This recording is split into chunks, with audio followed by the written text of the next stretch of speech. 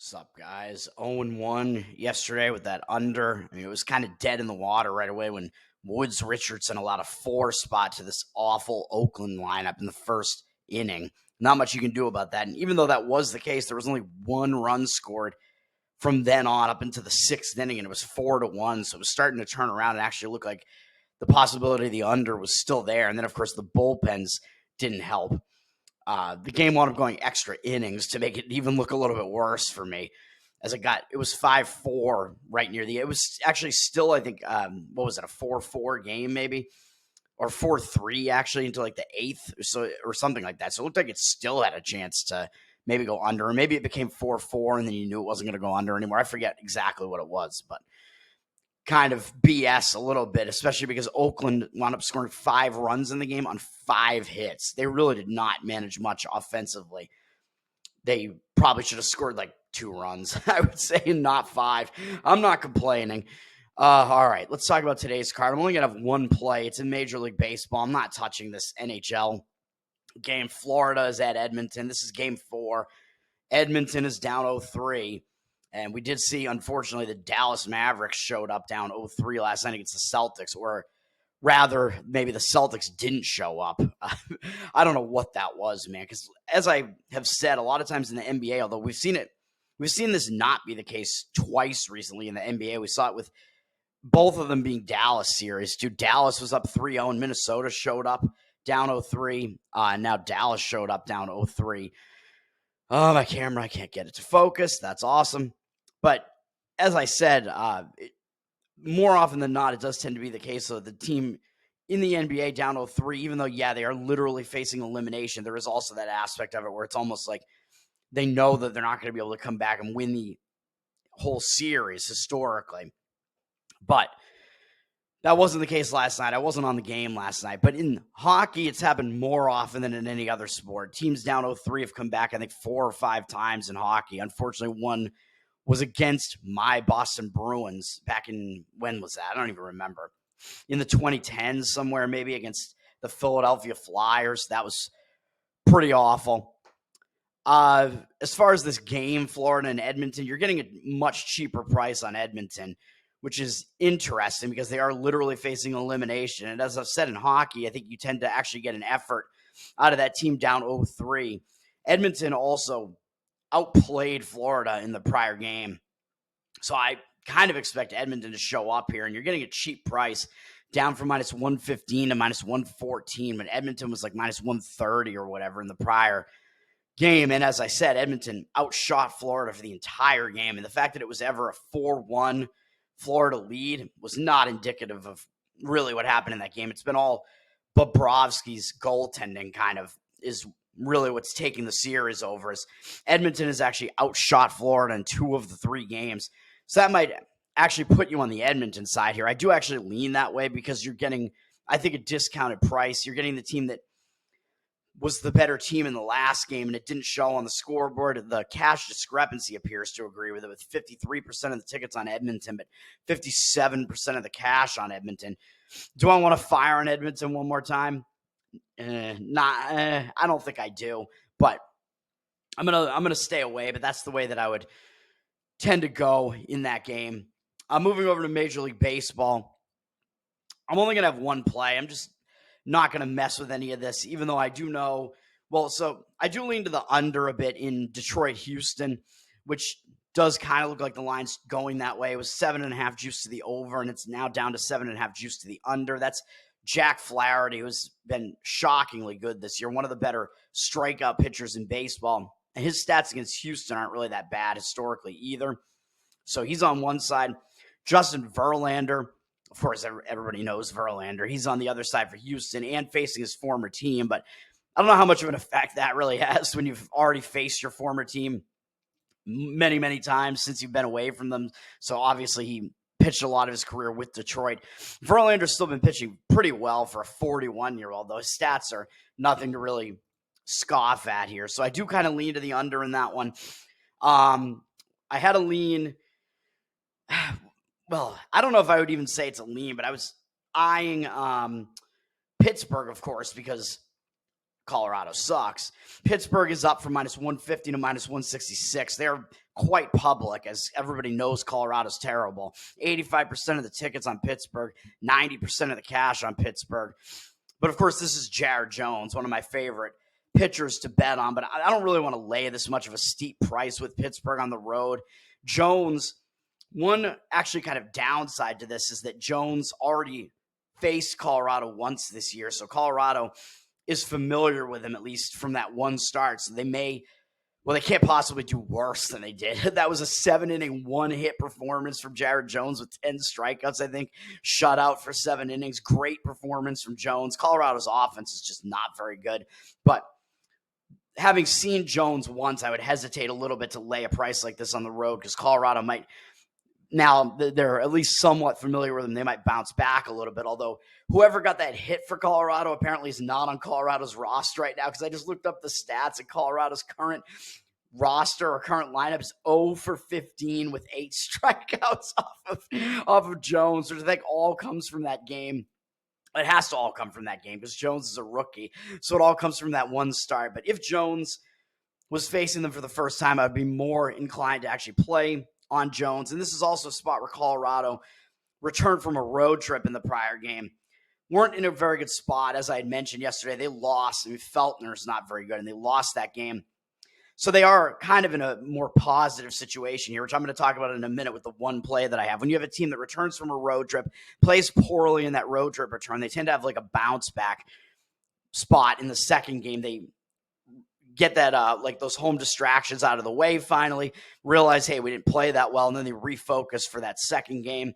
Colorado does have Ty Black pitching, though. Black, I don't know how to pronounce his name. Black, because that's kind of how he pitches. He is not very good, and his stats against Pittsburgh are, I think, mediocre, like 260-something opponent batting average, something in that range. So obviously it is still a pitching mismatch in favor of Jones there, but those other factors kind of keep me away from that one. The game I'm going to be on is a situation like what I just described.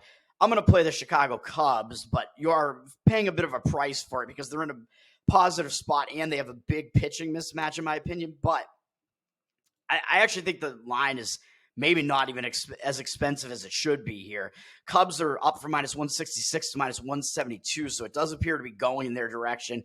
84% of the tickets on them, so unfortunately they are public, but 87% of the cash, and we see the line moving up on them. So I do think there is some of the significant money is coming in on Chicago, on the Cubs, and I think for good reason.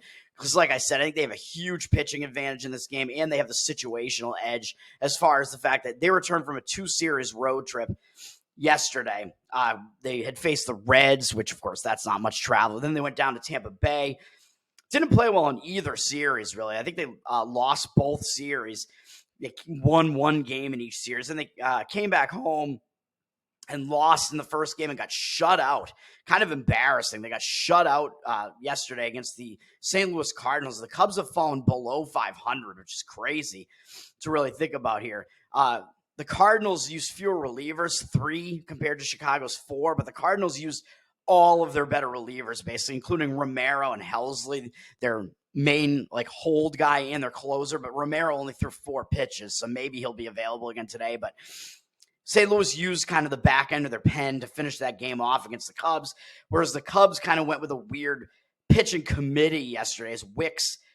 They kind of use them as, this is like kind of this concept now where I've said that it's weird, but it is actually a thing that baseball teams do now, where Pittsburgh actually did it yesterday too when their starting pitcher was undecided. They wound up going with an opener, which is kind of this, it's like the reverse closer kind of, where they'll have some guy who's like in between like the start, like in and out of the starting rotation, in between the starting rotation and the bullpen, and they'll have him come in and throw 1 or 2 innings to try to get the game off to a good start. Then they'll bring in some other guy to pitch like a larger chunk of innings. So Pittsburgh did that yesterday, and so did the Cubs. They used Wicks for 1 2/3 innings.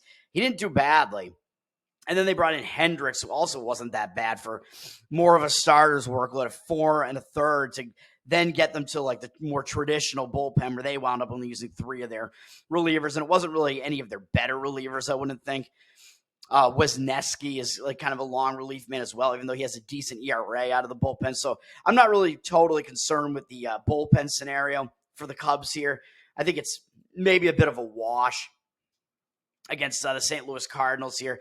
And if you're going to play this, like playing a big price on the Cubs like this, you kind of want them, you want to have the full game to do it. So I'm splitting this half run line, half money line. So that's the way you can kind of make like a -1 run line and pay a little bit less on it, because you can find the -1 run line at DraftKings and they're offering it at like -121. But I think you can pay a little bit of a cheaper price splitting it across two books, like finding the best number that you can. You can lay the -1.5 run line at +124 right now on the Cubs and lay a -175 run line. So I would split that bet half and half, and then that kind of amounts to a -1 run line that I think is in a better price range than -121 slightly. So that's the way I'm going to do it for this one. Paying a little bit of a price on the Cubs, but not too bad. Let me see here. And then, oh yeah, the starting pitching matchup, of course. Andre Pallante is pitching for St. Louis. I don't think there's really much to say about this. He is a young guy. He's only 25 years old, but he's got a 4.88 ERA this year, 1.58 whip. His stats on his career are a little bit better than that, but he's mostly been out of the bullpen, man. He's only made 13 starts in his career out of 121 appearances, so he's mostly been a relief, man. His career ERA is almost 4 with a much worse-looking 1.49 whip. So his whip very high over his career. That's really nothing to so there's nothing to love about that. He's got 133 strikeouts and 82 walks in 200 innings pitched in his career. That walk total is unbelievably high, I would say. And that strikeout number is not very good either. So he doesn't strike out a lot of guys. Walks too many. And this season has kind of been about a bunch of the same.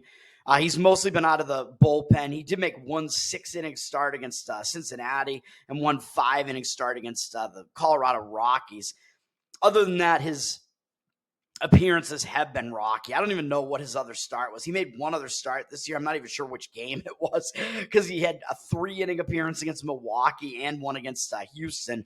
It was probably the Houston one, because I think he must have been coming out of the bullpen, then had a longer bullpen outing against Milwaukee. Then he must have started the last 3 appearances, but he's got 24 innings pitched this season, 26 hits allowed.